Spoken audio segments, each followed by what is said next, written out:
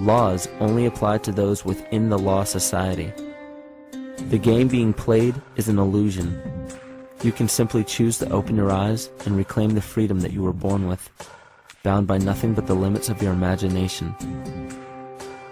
These are just a few examples of assuring that your rights are being protected. By far, the most important line of defense against this deception is to be aware of the perversion of language, and be absolutely aware of how you form your beliefs and concepts.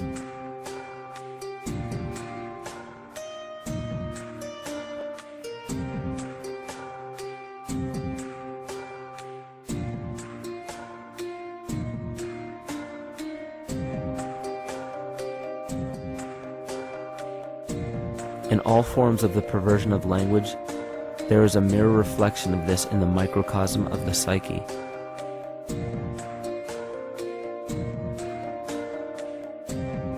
And the problem I see with humanity today is we don't truly know ourselves anymore. We have the 9-to-5 job, we have the house, the children, the bills, the television, the hobbies, and the errands that we run every single day, and we eventually begin to believe that this is who we are. But who are we beneath the job title, beneath the status of mother or father, theist or atheist, Republican or Democrat, black or white, man or woman? Who are we? Who are we deep down inside? We don't know, because every time we hear an answer that we don't want to accept about ourselves, we deny it. We'll pass it off and project it onto somebody else and judge them for it. This is repression. And we see what repression can do to us on an individual level, but what about on a collective level of humanity? What happens when the whole world refuses to see what they truly are on the inside?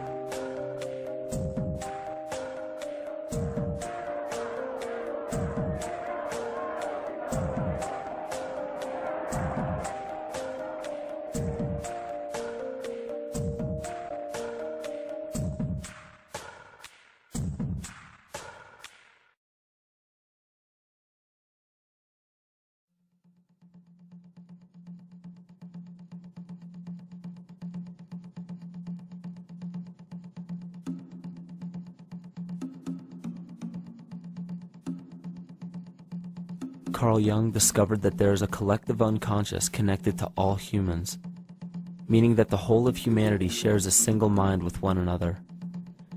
This is evident in the world through accounts of shared mythology and symbols, the study of morphic fields, and with the science of kinesiology. This collectivity is a global example of the unconscious mind of the human body, in which trillions of cells share a similar signal. This parasite, called our false ego, requires a continuous flow of sustenance to survive. Food, fuel, and any other form of sustenance is energy.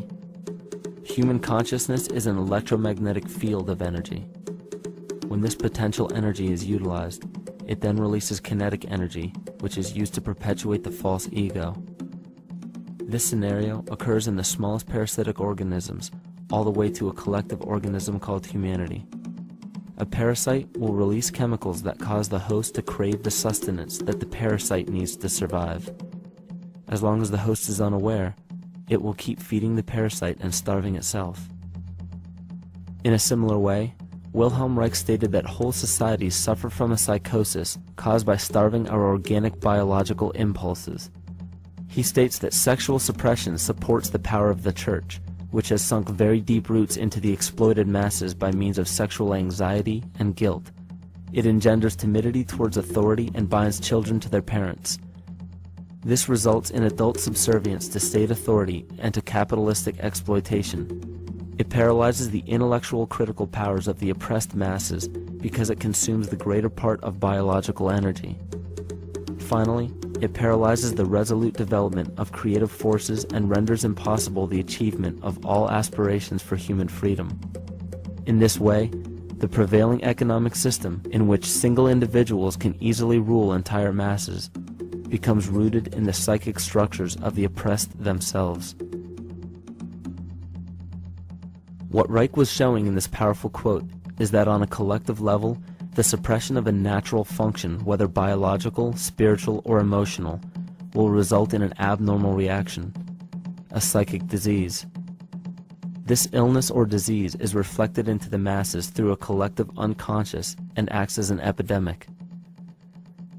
Humanity is plagued with an incapacity for freedom, meaning that people en masse lack the ability to govern themselves on a psychic level, and this manifests in the macrocosm as government and organized religious powers, thus opening the throne, our national and individual throne, to anyone and anything.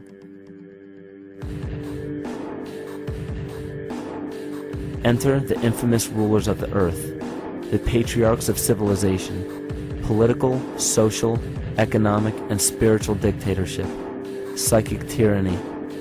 This simple illness within our psyche, this lack of responsibility and neglect of basic human freedom, has made way for every tyrant that has ever held rule over people on this planet.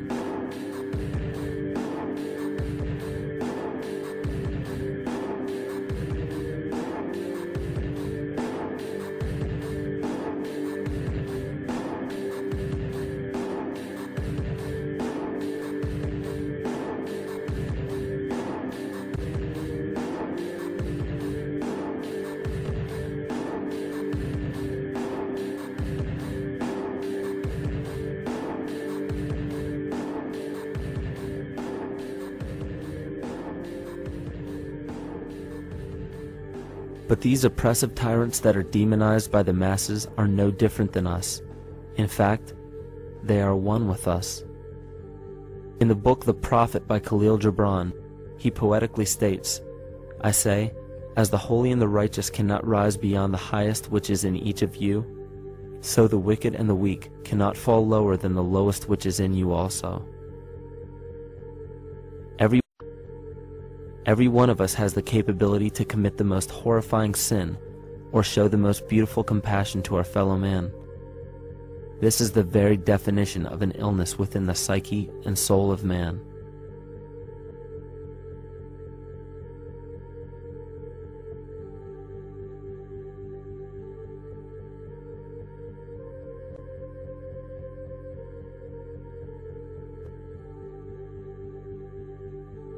Think of any position of power that you believe to be above you.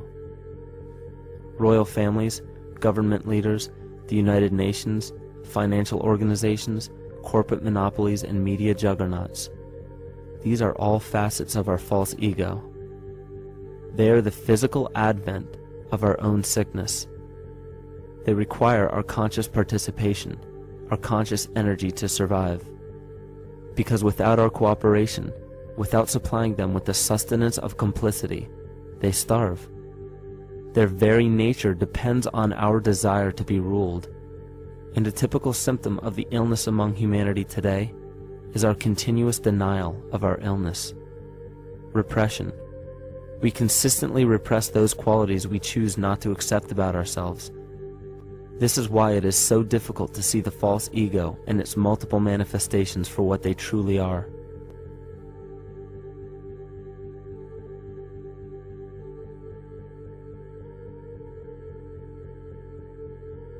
This is the very nature of the false ego. It acts as a red herring to distract us from the freedom we truly have. For this psychic parasite to survive, it must supply us with a chemical that will cause us to remain dependent upon it. In this case, the sustenance is our conscious energy.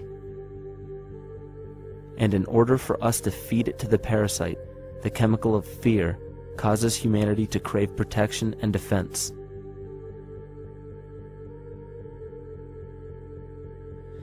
The functions of the body to survive can be broken down to two basic functions for any organism to survive. You have to be able to grow, maintain yourself, take care of your biology, but you also must be able to protect yourself, so that if you're just growing and you can't protect yourself, you'll become food for something else. So the survival involves a balance between growth and protection. Through the history of human civilization and through human evolution, we recognize that our nature is to be in a state of growth, and that our protection is only supposed to be used to, help us out of that threatening moment. You can't be in growth and in protection at the same time. So the significance is, when we see a need of protection, the stress hormones in the body shut off the blood vessels in our viscera or gut, which is the part of the body for growth. Well, the issue is, if you took the blood from the viscera and moved it out to the arms, then you left no blood in the viscera. That means no growth. But you're ready to fight. And when your fighting is finished, then the blood returns back to the viscera and you grow again. But in the world that we live in today, it's 24/7 fear.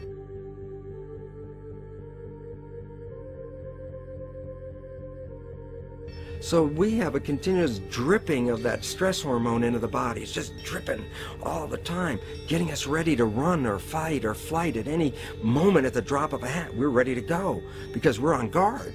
Well, the problem is, what does that mean about your allocation of energy? And it says, we're spending most of our energy in protection. You cannot survive if you're in protection all the time.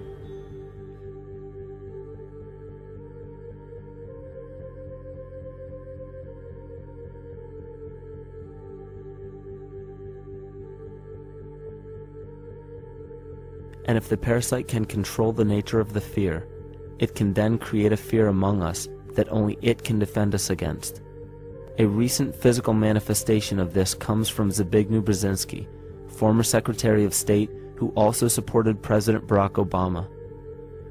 In his book, The Grand Chessboard, he states, as America becomes an increasingly multicultural society, it may find it more difficult to fashion a consensus of foreign policy issues, except in the circumstance of a truly massive and widely perceived direct external threat. Even the Reichsfuhrer of the Nazi Party, Hermann Göring, sums up this game of supply and demand perfectly when he stated, "The people can always be brought to the bidding of the leaders." That is easy. All you have to do is tell them they are being attacked and denounce the peacemakers for lack of patriotism and exposing the country to danger. It works the same in any country. It also works the same in every individual psyche. Just remember that the false ego has only one desire: to become greater and more powerful than the true self. This illness causes us to believe that we are separate from nature. This is why we see such a rise in the dependency of technology.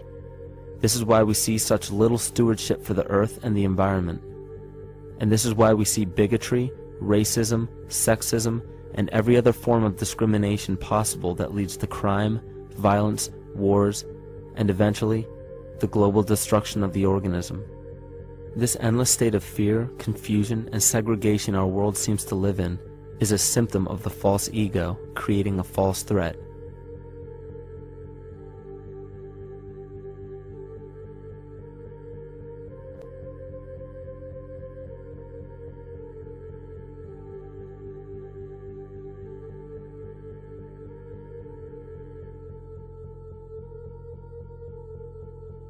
Many of the United States presidents have blood relations with each other.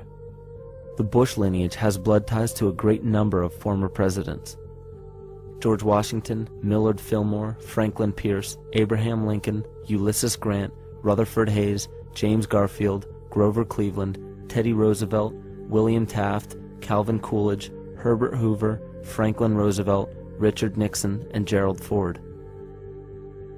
Michael Tsarion points out in his work that Bush is closely related to every European monarch on and off the throne, and has kinship with every member of Britain's royal family. Bush's family tree can be documented as far back as the early 15th century. He has a direct descent from Henry III and from Henry VIII's sister Mary Tudor. He is also descended from Charles II of England. And we also find that George W. Bush is a direct descendant of Godfrey de Bouillon. Godfrey was the first king of Jerusalem after he recaptured it from the Saracens, which was the name for the Islamic faith during the Middle Ages. It is interesting to note that the current occupation of the United States in the Middle East was re-established by the same family, George Bush Sr. in 1991, and again by George Bush Jr. in 2003. George Bush Jr. is then found to be a cousin to both opposing candidates of his 2 terms in office, Al Gore and John Kerry. Democratic President Barack Obama also has blood ties with George W. Bush, as well as Gerald Ford, Lyndon Johnson, Harry Truman, James Madison, and the British Prime Minister Sir Winston Churchill. On the opposing side of the 2008 presidential ballot, John McCain is descended from Robert the Bruce, King William I of Scotland, and also Godefroy the Bouillon. And probably one of the most interesting facets of the bloodline relations is the fact that the whole British royal family has descent from the Muslim prophet Muhammad through the Arab kings of Seville. This bloodline was passed through the kings of Portugal, Castile, and eventually down to King Edward IV. And this is a very, very different story from what you hear the media pumping out every day, being this idea of lineal superiority. It's completely debunked according to the foremost authority of aristocratic lineage, Burke's Peerage. And this just goes to show that there's the true story, and then there's the manufactured illusion, the front that's given to the public.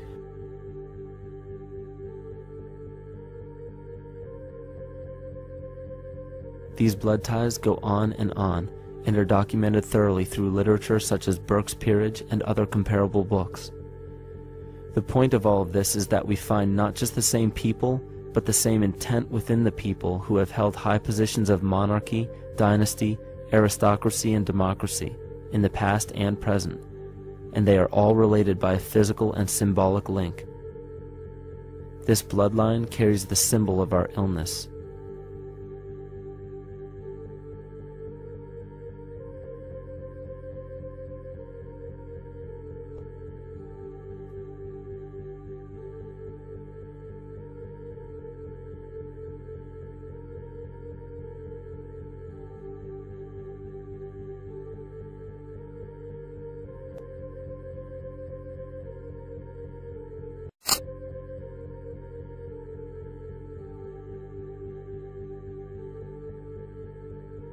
The symptoms of our psycho-spiritual illness are the wars, terrorist attacks, artificial or man-made disasters, and leader figures. As long as the people remain oblivious to their inner drives and inner nature, they will always fail to recognize why these events take place and why these figures rise to such powerful positions. The reason why we have failed for thousands of years to conquer these archetypal rulers permanently is because for thousands of years we have been fighting the symptoms of an illness and not the root cause. For every corrupt government that falls at the hands of a revolutionary, oppressed people, 2 more will rise in its place every time, because the root cause of a corrupt government does not exist in the individual leading that government. It exists within the psyche of every individual, because an unaware host to a deadly parasite will do anything to avoid accepting his own incapacity for freedom.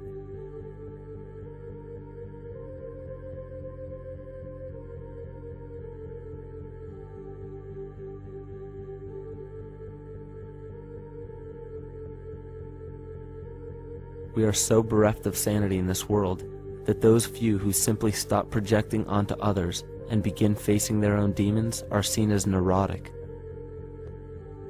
An article written in the 1950s states that studies showed that individuals who had been isolated from their familiar social and cultural environment became neurotic.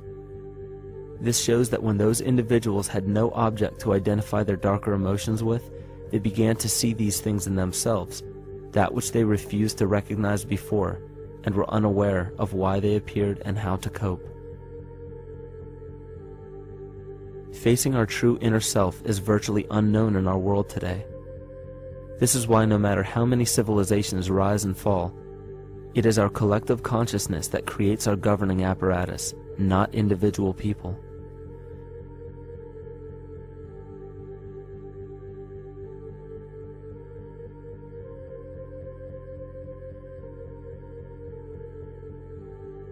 And after countless attempts, you would imagine that people would realize that a physical retaliation may not be the solution. Yet here we are, thousands of years later, with technology that can clone DNA, vehicles that can break the sound barrier and probe the depths of space, and science that can overcome almost any sickness. Yet we still fail to take notice to the importance of thoughts and consciousness. This is the very definition of insanity. And every single one of us is responsible for this psychic epidemic, because we're killing the messenger and paying no attention to the message.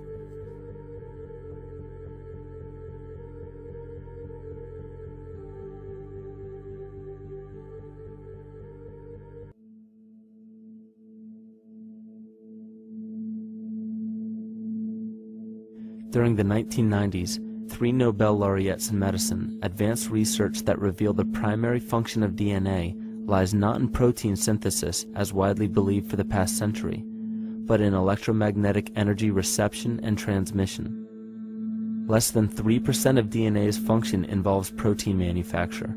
More than 90% functions in the realm of bioacoustic and bioelectric signaling. So why is it important to know that DNA functions in bioelectric signaling?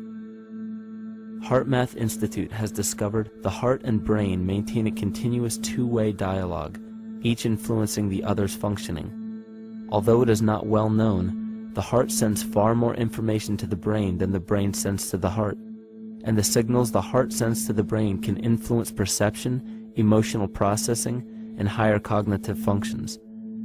The heart also generates the strongest rhythmic electromagnetic field in the body, and this actually can be measured in the brainwaves of people around us. We are quite literally an electromagnetic expression of our highest cognitive function. The behavior of electromagnetism is evident throughout the world as dualism. All matter contains a negative and positive charge, which means organisms are built upon this foundation. The natural homeostasis of any organism is a balance of both polarities. Furthermore, research on emotional energetics shows that the heart's field is a carrier of emotional information and a mediator of bioelectromagnetic communication within and outside the body. Research shows our heart's field changes distinctly as we experience different emotions. It is registered in people's brains around us and apparently is capable of affecting cells, water, and DNA studied in vitro. Fear. The chemical supplied by a collective parasite creates a distinct bioelectric signal given off by the host. This signal is disseminated to the organisms within our community and will grow outward through the entire organism unless it is counterbalanced by an opposing force. Dr. Fritz Alan Popp discovered that the cells in our body communicate through biophotons, which are tiny particles of light that are single units of an electromagnetic field. This communication system within our body also exists between people in what's known as morphic resonance. This was known by the shamans, sages, and adepts of antiquity. These teachings were commonplace in prehistoric cultures. It wasn't by sheer chance that artistic expression and rituals were the cornerstone of every ancient civilization. Art was used as a personal method to exercise the shadow content of the psyche and introduce it to the conscious mind. This was very literally viewed as psychic therapy. Ritual was based around astrological dates. As we've learned, the study of the stars and planets reflect our own astropsychology. The shamans would perform rituals on astrological dates that would correlate with a circadian rhythm or a psychological cycle. These rituals kept the human participants aware of their inner self and prevented the repression of psychological content. As long as people were facing their inner demons and accepting them as their own, they were not collectively projecting them into the physical world. If you bring forth what is within you, what you bring forth will save you. If you do not bring forth what is within you, what you do not bring forth will destroy you. The progeny of our psychological disease began growing rapidly after a series of catastrophes forced the collective into a somatic state of fight or flight. This lowered the immunity of the population by introducing a state of immense stress. Our body becomes more susceptible to illness under stress. In this manner, humanity fell ill when entire bodies of land were swallowed up by the floodwaters. This uprooted many tribes, chiefdoms, and civilizations from their homes, and their ritual practices that were used as a conduit for psychic wellness were put on hold in order to survive the catastrophe and seek new homes. The shamans were spread to many new areas of the world. This information has been suppressed. We are made to believe that advanced civilizations such as ancient Egypt and the Mayans of Mesoamerica came about with no prior rudimentary remnants or evidence of evolving intellectual artifacts to bring them to their peak. We are meant to believe that their incredible knowledge of mathematics, astrology, agriculture, economy, polity, and architecture came out of nowhere. The This leads many researchers today to the understanding that the origins of these civilizations have been suppressed. Not surprisingly, the force that has guided the suppression of this knowledge comes from the exact bloodline of the political and religious leaders stated previously. These are some of the notable book burnings and suppression of important texts in our history.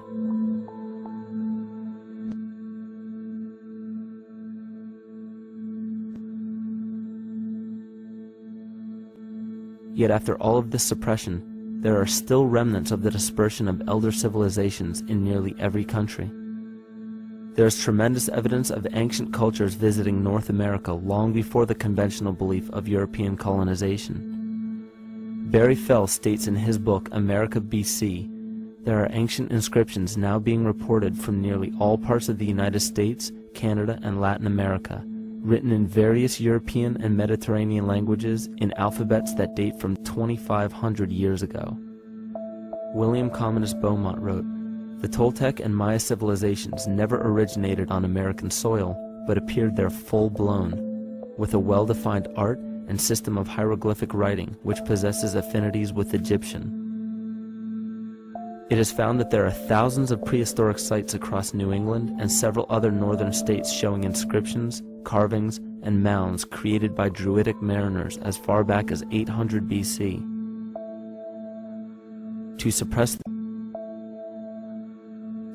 this information further, it was not only imperative for the bloodline to burn the documented texts containing true historical information, but to wipe out the cultures that derived from these ancient shamans. The most devastating genocide ever endured was and still is the annihilation of shamanic tribes. We've lost our traditional roots and don't know about ritual.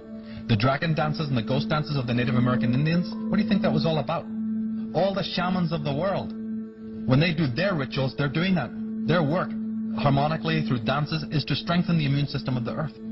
You know, but they've been all murdered. So that was why in the 17th century, exactly the same period I'm talking about, there was an all-out agenda that when you come across indigenous people, you annihilate them. Columbus was sent on his expedition along with agents of the crown to disrupt the lives of the natives and seize mineral resources. He visited every island in the Caribbean, depleting the gold and taking as many slaves of the native Taino tribe as possible. 5 million natives were murdered within 3 years, according to Leah Trabic. Within 15 years, the Arawak tribe of 250,000 was completely wiped out. The population of the United States prior to European contact was greater than 12 million. 4 centuries later, the count was reduced by 95% to 237,000. From 1494 to 1508, over 3 million people had perished from war, slavery, and the mines. Who in future generations will believe this? I myself, writing this as a knowledgeable eyewitness, can hardly believe it. My eyes have seen these acts so foreign to human nature, and now I tremble as I write. Another agent of the false ego bloodline was Hernando Cortez, who decimated the Aztec tribe and plundered their mineral resources. This again was the case through Cortez's second cousin, Francisco Pizarro, who conquered the Incan Empire in Peru. These atrocities are seen throughout Africa, New Zealand, New Guinea, East Timor, and are still seen today in Canada. This was a deliberate attempt to bury any surviving remnants of the ancient world and our true history. It is a naive mistake, however, to categorize and blame everything and everyone involved with politics or religion